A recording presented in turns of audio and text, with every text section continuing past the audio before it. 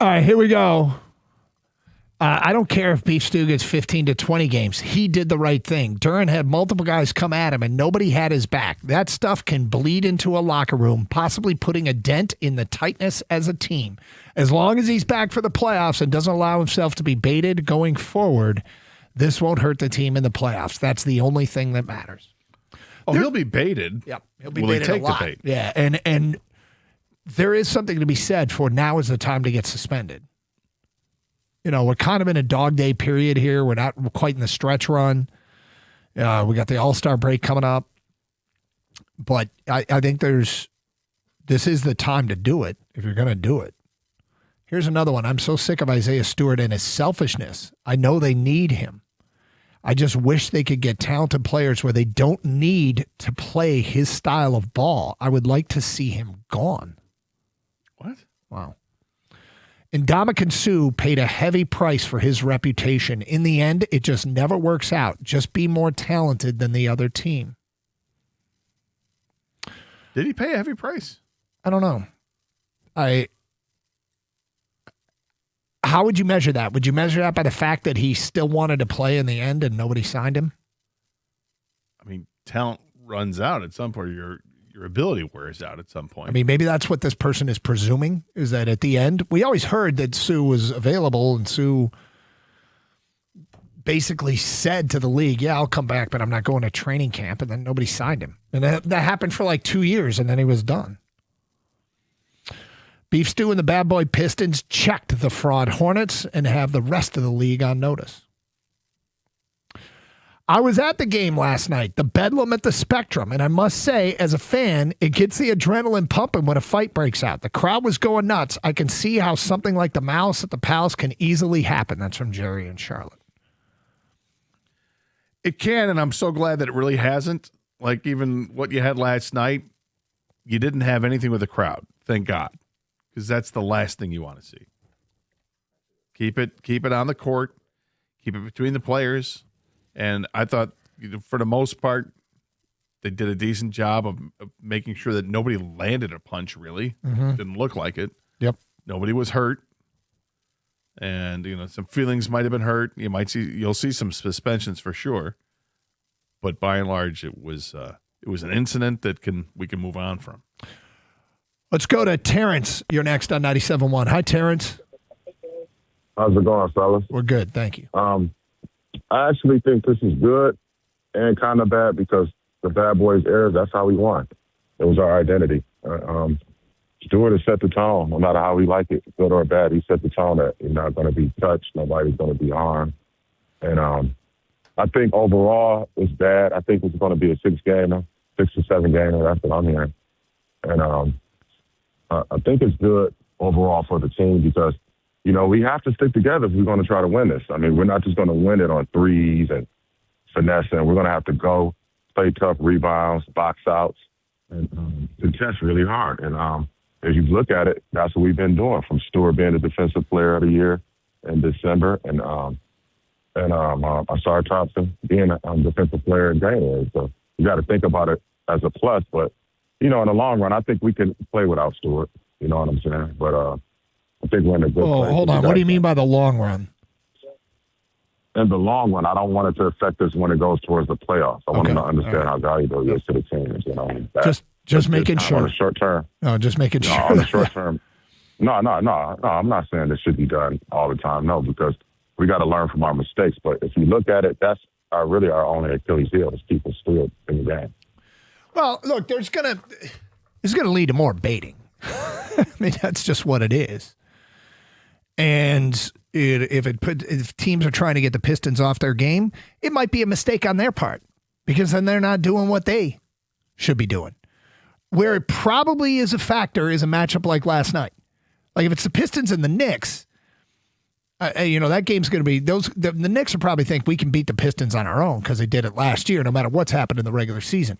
If the Pistons draw a team like Charlotte in the first round of the playoffs, Charlotte might see this as their only way to get past the Pistons, is to get under their skin and hope that they do something dumb.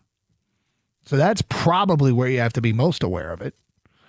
Let's go to Jake in Auburn Hills. You're next. Hi, Jake. Hey, what's up? How you doing? Yeah, of course the narrative is turned against Detroit a little bit over here, but when I watch the fight, I see overreactions from Beef Stew, and I don't like what Duran did. Actually, I like it, but I mean, you can't really. It's not the cleanest look when he, palms Diabate's face. But to me, a little bit, Diabate's reaction was totally ridiculous. Like people acting like the palming of the face is what started this. You know how many times I've seen people push the face away in sports, and I've never seen someone turn into a wacky inflatable guy like that. That is not normal. And then as far as the Beef Stew thing, yeah, he came off the bench, but Miles Bridges, what he did, I think, was even worse. Like, just after the whole fight is over, coming around to sucker punch Duran for a 2-on-1. Like, it's not getting talked about enough how dirty Charlotte was, in my opinion. Like, I just didn't think they played fair. Well, what we have mentioned. I don't know what else you're hearing. We think Charlotte. Yeah, we think Charlotte's more at fault for what went down last night. But the Pistons are the team with something to lose. Charlotte is not. Charlotte is not a team that's going to win the NBA. The Pistons have a chance to do that. So we have to have more serious conversations here. And by we, I mean Trajan Langdon and JB Bickerstaff and the people that run the Pistons about how to handle this moving forward.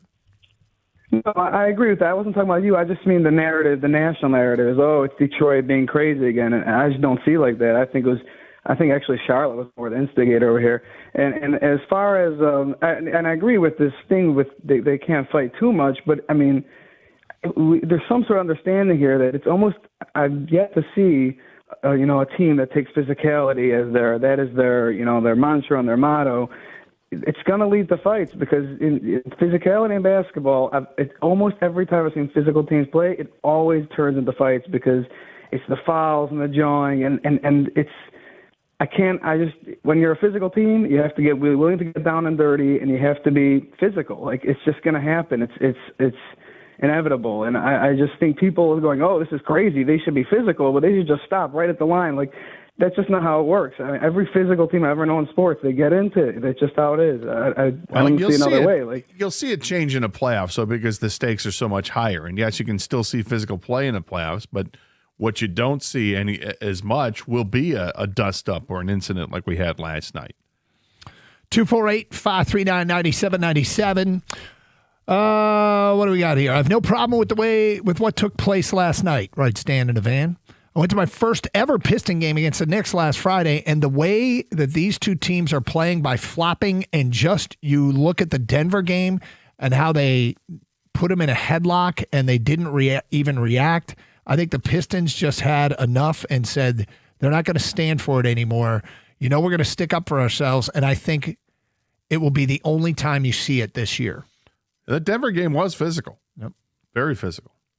Looks like the Pistons are mentally soft. They want to play physical, but when teams push back, they whine about it. That's from Gary at work. Gary, they're 39-13. I don't think they're soft. And are they whining about it? I don't think so. Gary, give us an example of the Pistons whining about it. Well, if they want to say what JB Bickerstaff said afterwards. Well, JB Bickerstaff defended his team, that's for sure. And we'll play that for you coming up. Do you think that's categorized as a whine? I don't, but I'm saying Gary that's might. If you're going to see anybody complaining about the other team, they'll look at that as whining. Salute to Beef Stew, the enforcer. Always backing his boys. Pistons are all the way back. # Detroit basketball. 100% Stewart does not do that in the playoffs. He knows better. That's from an unnamed texter. Joe writes in, Stu out for 10 games will mean maybe one more loss. With his knees, a blessing in disguise. This is a midseason break. It's an interesting take. Hey, guys, I was at the game last night. The tension in the crowd after the fight was so high. We had so many fans shouting F Detroit, F the Pistons, F the Lions, F the Red Wings. I even clapped back with F the Bobcats, LOL. That's from Joe at work. Oh, the Bobcats. Yep. Remember them? Yes. That was cute. Stu actually said, what the F was I drafted to Detroit for? We love it. He's got to be smarter. We have a real shot to do big things. Well, that was what the camera in the tunnel caught him saying. The quote that we transcribed, because it was hard to hear, was, you don't expect me to stay on the bench. What the F do you think I was drafted for? As he was calmly walking back to the locker room, unlike Diabate. 248-539-9797. Speaking of the bigger picture, I think it's a great time for the sport that these two teams actually give a crap because it seemed like the players didn't for a long time. That's from an unnamed texter. There's some new blood. I'm kind of wondering if the next 3-4 years in the East, it's early to jump on Charlotte, but you can't deny that they have some good young talent. The team I really like their young talents, Atlanta. Would I be shocked in 3-4 years if we see the Knicks who are aging, the Celtics who are aging, start to fade in some of the new blood? I think Detroit's going to be around for a while. And I like Atlanta a lot to be around for a while. Well, the Pistons should be around for a while. They got a young team themselves. So, guys, from an unnamed texter, guys, I freaking love this Piston team. I'm sucked back in after 20 years of not caring. Next text. The upside of multiple game suspension for Isaiah Stewart is the fact that he is nursing his sore knee and will give him time to recover. The other positive is that Paul Reed deserves playing time, and he becomes the backup to Duren while Stewart is out. Well, Duren's probably going to get suspended too. He's looking over under on him is 3.5. I don't. After watching the incident several times in the last 10 minutes here, Duren, the initial push to the face, right? Yep. That's all he does. Yep. He then turns around and walks away from the whole thing. Yep. The only time he even comes close to getting back into it, Diabate shakes free. And as Duren is walking away, he catches him on the peripheral, and he spins around in a fighting stance for just half a second, just for defensive purposes. And then he keeps moving. And he's done with it, right? And then Miles Bridges is going to make a beeline to him, and that's when Beef Stew comes up. I'm not sure Duren, I would argue Duren doesn't deserve much. I thought he showed great restraint. Yeah. And he was just like, I kind of felt like his overall demeanor was, whatever, dude. Yeah. Well, because the other guy's being held back by like 4 or 5 dudes, including Tobias Harris. So he's like, all right, this is done. Stop coming at me, I agree with you, Gator. I think Duren gets the least amount when this is all said and done. I think he gets 1 or 2 games.